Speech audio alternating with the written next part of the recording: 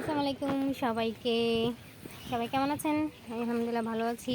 এতগুলো মুরগি উঠানোর পর আলহামদুলিল্লাহ আমার মুরগি আবার ডিম পাড়া শুরু করে দিয়েছে।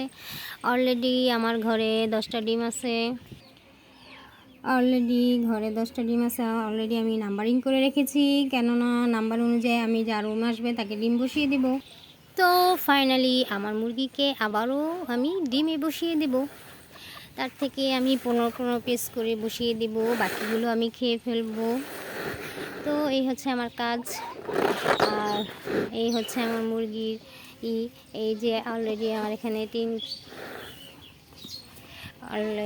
আমার এখানে 4টা মুরগি, একটা মোরগ রয়েছে। আলহামদুলিল্লাহ মোরগের কোয়ালিটি মাশাআল্লাহ, 2.5 কেজি একদম প্লাস বলবো না, 2.5 কেজি বলি সেটাই। তো আমার মুরগির কোয়ালিটি যেমন ভালো, মোরগের কোয়ালিটিও মাশাআল্লাহ বলা চলে।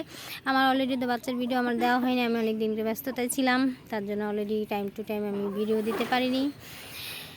তাই কিছু করার নেই, আমি একটু দুর্ঘটনাজনিত আমার একটা দুঃসংবাদ এসেছিলো, আমি খুব মর্মাহত ছিলাম বা ঢাকার বাইরেও গিয়েছিলাম।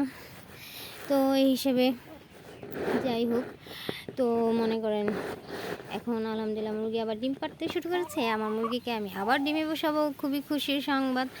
আমি এই কাজগুলো করতে খুব খুব খুব ভালোবাসি, আমার খুব ভালো লাগে এই কাজগুলো করতে।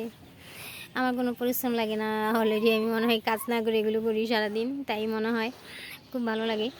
যাই হোক, আমার মুরগির জন্য দোয়া করবেন যেন ডিম ফুটে আবার বাচ্চা করতে পারি। অলরেডি বাচ্চার ভিডিও আমি নিয়ে আসবো, আরেকটা ভিডিওতে নিয়ে আসবো। আমার অলরেডি যে ধাপে ধাপে বাচ্চাগুলো উঠেছে, বাচ্চাগুলো কত বড় হলো না হলো সেই ভিডিও আমি নিয়ে আসবো। আপনারা অবশ্যই ভিডিওগুলো দেখবেন। তো খোদা হাফেজ। সবাই যদি আমার ভিডিওটি ভালো লেগে থাকে সাবস্ক্রাইব করবেন।